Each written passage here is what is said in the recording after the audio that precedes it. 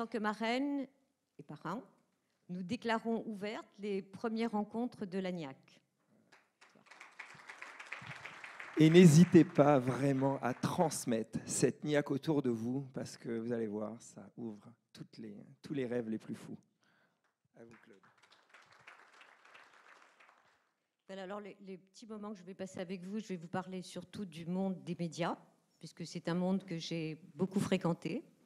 Et je pense que les rencontres de l'ANIAC sont importantes en ce moment pour les médias, parce que c'est vrai que les déclarations du monde publicitaire sont un peu moroses en ce moment. On me dit, tu sais, tout a changé, il y a une crise difficile, les relations entre les agences et les annonceurs sont souvent limitées à des rapports de force qui sont liés à des demandes de négociation très très difficiles et souvent excessives.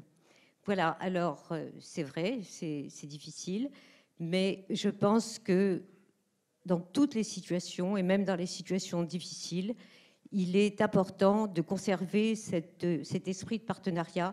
Et moi, je suis vraiment ravie aujourd'hui d'être dans une entreprise parmi vous, dans une entreprise qui a vraiment compris et complètement adopté ce partenariat. Oui, bien sûr, c'est difficile. Les médias passent une période un peu difficile, mais les fondamentaux restent les mêmes. C'est toujours l'innovation, l'anticipation, la créativité et l'adaptation. Ce sont des points essentiels qu'on retrouve toujours, quelle que soit l'évolution et les situations. Alors l'anticipation, c'est vrai, on voit que les entreprises qui réussissent sont des entreprises qui ont su anticiper, qui ont su analyser leur marché. Et puis nous avons une chance qui est une chance extraordinaire, c'est qu'aujourd'hui, nous avons des outils, des technologies qui nous permettent de tout connaître du comportement, soit des consommateurs, des lecteurs, des auditeurs, enfin de tous les médias. Et ça, c'est essentiel. C'est essentiel et je crois que le numérique ne tue pas du tout les médias traditionnels. Au contraire, il les enrichit si on sait les utiliser et si on sait s'en servir. La création, c'est aussi un point essentiel parce que les consommateurs ont changé. Ils savent comparer, ils savent juger, ils sont surinformés, ils sont tout à fait, ils savent exactement ce qu'ils veulent. Et c'est important, et c'est une responsabilité qu'on a vis-à-vis d'eux, c'est d'être sérieux et de bien les connaître. Parce que on a vu que le rapport... Ah bon? Bon, alors je vais aller très vite. Le rapport McKinsey disait qu'il y avait un décalage énorme entre l'adoption... Ben, donc là, c'est dommage, il y avait des chiffres très intéressants, mais je vous les dirai individuellement. Bravo.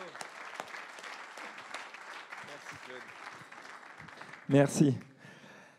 Alors, pour moi, l'ANIAC se résume en un proverbe, très simple. 7 fois à terre, 8 fois debout. Quand j'ai commencé ma carrière de rollerman, c'est clair que j'avais peu d'avenir.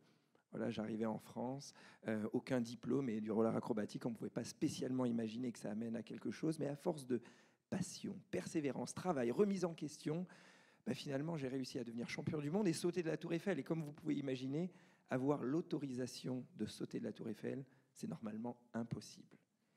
Mais avec la passion au cœur, la persévérance, le sourire aux lèvres, petit à petit, j'ai réussi à courber le destin en arrivant à convaincre les politiques, parce que ce que je leur ai dit, c'est que je n'allais pas faire un saut diabolique, j'allais, à travers ce saut, lancer un message d'énergie, de niaque et d'espoir. Et c'est pour ça que j'ai eu cette autorisation. Il y a maintenant 1 an et demi, je me suis lancé un nouveau challenge, encore impossible. Je me suis dit, puisque je viens d'en bas, je vais essayer de me lancer dans l'entreprise, dans un domaine impossible et très compliqué, qui sont les télécoms et l'Internet, et essayer d'imaginer, d'inventer quelque chose qui n'existe pas. C'est le seul moyen. Quand on vient d'en bas, il faut arriver à inventer quelque chose que ceux d'en haut n'ont pas pensé. Et je suis parti de l'analyse très simple de me dire, on a tous des boîtes mail qui sont virtuelles. On peut consulter nos mails sur n'importe quel téléphone, iPad ou ordinateur, dans n'importe quel endroit du monde, sans payer le roaming. Pourquoi les numéros de téléphone ne seraient pas identiques? Pourquoi le numéro de téléphone ne pourrait pas être dans le cloud? On appellerait ça le cloud number. Et ces cloud numbers pourraient interconnecter sur n'importe quel numéro, sur n'importe quelle carte SIM. C'est-à-dire que sur un téléphone, vous pouvez avoir autant de numéros que vous le souhaitez. Et si vous allez au Brésil ou aux États-Unis, vous prenez une carte SIM locale et vous serez joignable sur votre numéro français localement au Brésil.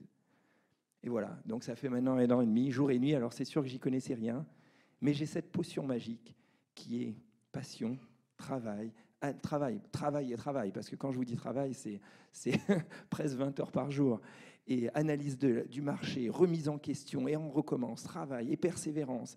Et voilà, donc aujourd'hui, on est presque à peu près une trentaine d'ingénieurs. On va être lancé dans le monde entier, et cette technologie que j'appelle le Cloud Number, sur une application qui s'appelle OnOff, sera bientôt lancée. Et comme quoi, juste ce petit message, c'est pour montrer que c'est vrai que j'avais aucune étude dans les télécoms ou dans les applications.